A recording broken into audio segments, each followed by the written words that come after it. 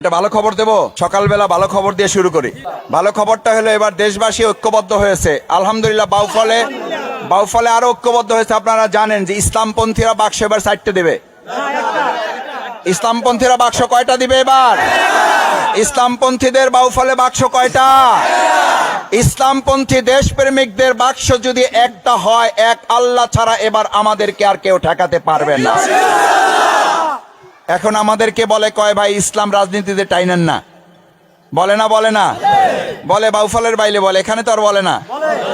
আমরা আজকে থেকে বলতে পারবো যে মসজিদে যে ইসলাম আছে ওই ইসলাম শুধু মসজিদের জন্য না, ওই ইসলাম গোটা জমিনের জন্য আল্লাহ দিয়েছেন। ইসলামের ভিত্তিতে মসজিদ চলে, সুতরাং মসজিদে শান্তি না অশান্তি?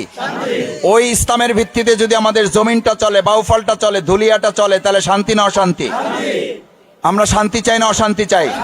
তাহলে এবার আমাদের কথা হচ্ছে, বক্তব্য হচ্ছে, স্লোগান হচ্ছে সব মতবাদ দেখা শেষ, সব মতবাদ দেখা শেষ, সব মতবাদ দেখা শেষ। এটা একজন মুসলিম হিসাবে আমাদের দায়িত্ব আছে না নাই? এটা কি শফিকুল ইসলাম মাসুদের দায়িত্ব না সবার দায়িত্ব? এটা কি জামাত ইসলামের দায়িত্ব না সব দল মতের মানুষের দায়িত্ব? যদি এটা হয় তাহলে কেন বলেন জামাত পছন্দ করি না? জামাত পছন্দ করেন না আপনি, কিন্তু ইসলাম তো পছন্দ করেন। তাহলে ইসলামের পক্ষে যারা কথা বলবে আমরা তাদের সাথে আছি না নাই?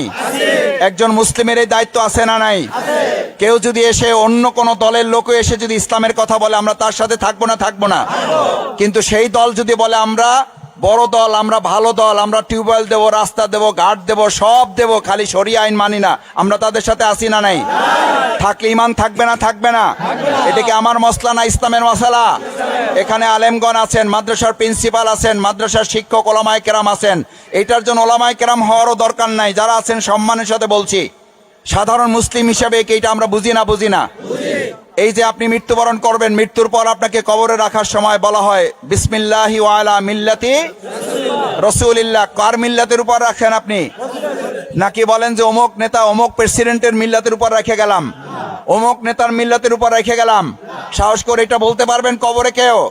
যদি বলতে না পারেন তাহলে ওখানে তো আমার মিথ্যা কথা বলা হচ্ছে, কারণ আমার জীবন তো রসুলের মিল্লাতের উপরে চলে নাই। আমি তো স্লোগান দিছি আমার নেতা তোমার নেতা, অমুক নেতা তমক নেতা, আমার নেতা তোমার নেতার স্লোগান তো মুসলমানের হবে আমার নেতা তোমার নেতা বিশ্বনবী মুস্তাফা। দেখি স্লোগান ধরেন তো, আমার নেতা তোমার নেতা, আমার নেতা তোমার নেতা বিশ্বনবী মুস্তাফা, বিশ্বনবী মুস্তাফা, আমার নেতা তোমার নেতা, নারায়ে তাকবীর, আল্লাহু আকবার। তাহলে আমরা কি ইসলামী আইনের পক্ষে এবার একজোট হতে পারলাম ইনশাআল্লাহ? আমাদের এই সমাজ, এই রাষ্ট্রটা পরিচালনায় আল্লাহ তাআলা আমাদেরকে খেলাফতের দায়িত্ব দিয়ে পৃথিবীতে প্রেরণ করেছেন। আমরা যা ইচ্ছা তাই করব, এটার জন্য পৃথিবীতে আমাদেরকে পাঠানো হয় নাই। আমাদের ইচ্ছায় মূল সিদ্ধান্ত নয়। আমরা কার ইচ্ছা পালন করি? আমরা নিজের ইচ্ছায় পৃথিবীতে আসি নাই, আসছি আল্লাহর ফয়সালায়। আবার আল্লাহর ইচ্ছায় পৃথিবী থেকে আমাদেরকে চলে যেতে হবে। যে আল্লাহর ইচ্ছায় আমরা আসছি, যে আল্লাহর ইচ্ছায় আমরা আবার পৃথিবী থেকে চলে যাব।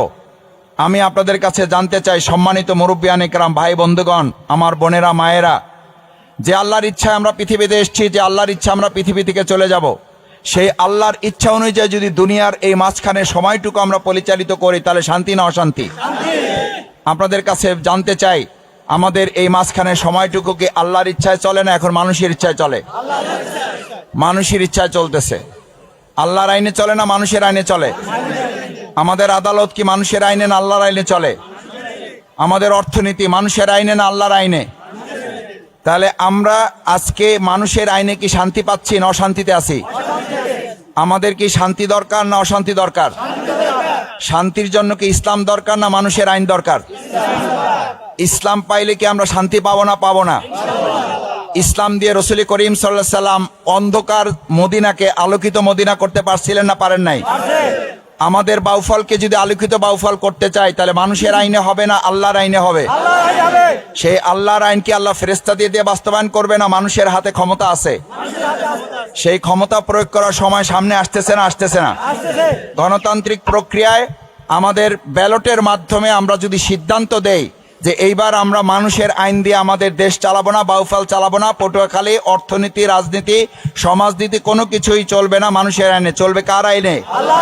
কার আইনে চলবে?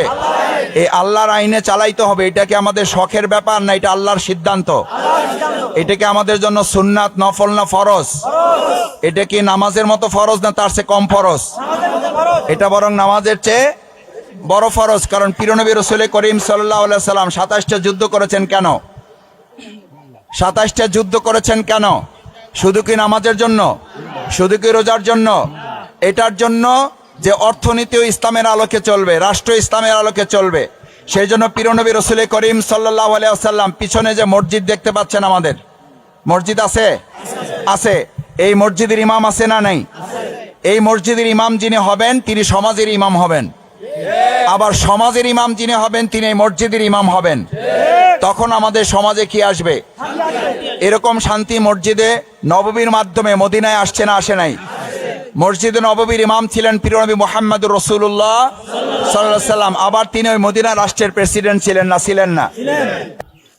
দ্বিতীয় কথা হচ্ছে এই ধুলিয়াতে নদী ভাঙ্গন আছে, আছে না নাই? আমাদের চর দখলের প্রশ্ন আছে, আছে না নাই? আমাদের জেলেদের মাছ ধরার ব্যাপার আছে, আছে না নাই? আপনারা কি স্বাধীন বাংলাদেশে আছেন না পরাধীন বাংলাদেশে? কয় পরাধীন বাংলাদেশে? 71 সালে তাহলে কি করলেন? 2024 সালে জুলাই আগস্টে স্বাধীন হয়েছি না হয় নাই? স্বাধীন হওয়ার পরও আমরা কেন চরের দখল বুঝে পাইলাম না? স্বাধীন হওয়ার পরও আমাদের জেলেরা কেন ট্যাক্স দেওয়া, কমিশন দেওয়া ছাড়া মাছ ধরতে পারে না? স্বাধীন হওয়ার পরও আমাদের জেলেরা কষ্ট করে রক্ত ঘাম করে মাছ ধরার পর দাদন দেওয়া ছাড়া তারা কেন বিক্রি করতে পারে না? এই সমস্ত কিছুর কবর রচনা এবার ব্যালটের মাধ্যমে আমরা দিতে চাই। ধুলিয়ার এই সমস্যার সমাধান চান সবাই? এই সমস্যা 53 বছরে সমাধান করছে কেউ? এমপির পর এমপি হয়েছে না হয় নাই? নেতার পর নেতা আসছে না আসে নাই? একটা বার ইসলামপন্থীরা কি আবদার ধুলিয়াবাসীর কাছে করতে পারে না? এই 9 নং ওয়ার্ডবাসীর কাছে কি আমরা করতে পারি না? বিভিন্ন পদে বিভিন্ন প্রতীকে দলে আপনারা ভোট দিয়েছেন, এইবার আপনারা ইসলামের পক্ষে একটা ভোট দিয়ে দেখেন। আমাদেরকে 5 বছর না, ইনশাল্লাহ আমরা ধুলিয়াকে 1 বছরে পরিবর্তন করে দেব। কয় বছরে? 1 বছরে পরিবর্তন করে দেব। ধুলিয়ার বাঁধ নির্মাণ থেকে শুরু করে এখানকার জিও ব্যাগ দেওয়া, বাঁধ নির্মাণ করা, যাতে বন্যা হলে, দুর্যোগ হলে পানিতে আপনাদের এলাকা ফসল তলিয়ে যায় না, যায় না? এগুলোর দিকে আমাদের নেতা এমপি যারা হয়েছে, কেউ কয় 10 বার হয়েছি, কেউ কয় 8 বার হয়েছি, কেউ কয় আমার পুরা জীবন আমি এমপি থাকবো আল্লাহ বাঁচায় রাখলে। বলছে না বলে নাই? আলহামদুলিল্লাহ, আল্লাহর ফয়সালা আছে না নাই? এখন এমপি আছে না জেলে আছে? এটার মালিক কে? মালিক কে? আল্লাহুম্মা মালিকাল মুলকি তুতিল মুলকা মান তাশা ওয়া তানজিউল মুলকা মিম্মান তাশা ওয়া তুইজ্জু মান তাশা ওয়া তুযিল্লু মান তাশা বিয়াদিকাল খায়র ইন্নাকা আলা কুল্লি শাইইন কাদির। রাজত্ব দেওয়ার মালিক কে? রাজত্ব ছিনাই নেওয়ার মালিক কে?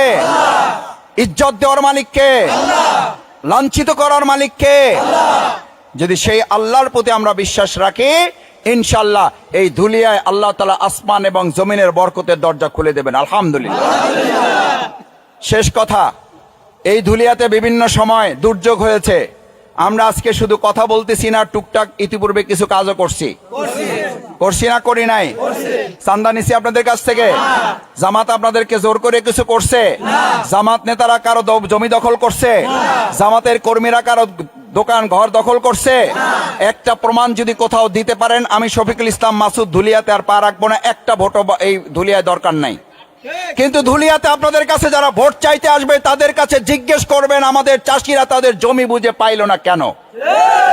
ভোট চাইতে আসলে তাকে আগে জবাব দিতে হবে আমাদের নদী ভাঙন রোধে কেন সিদ্ধান্ত আপনারা নিতে পারেন নাই?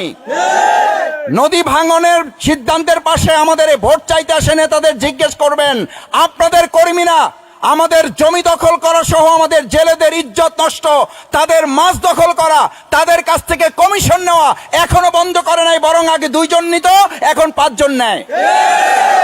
এই প্রশ্নের জবাব না দিয়া ধুলিয়াতে আমাদের কাছ থেকে কেউ ভোট পাবেন না।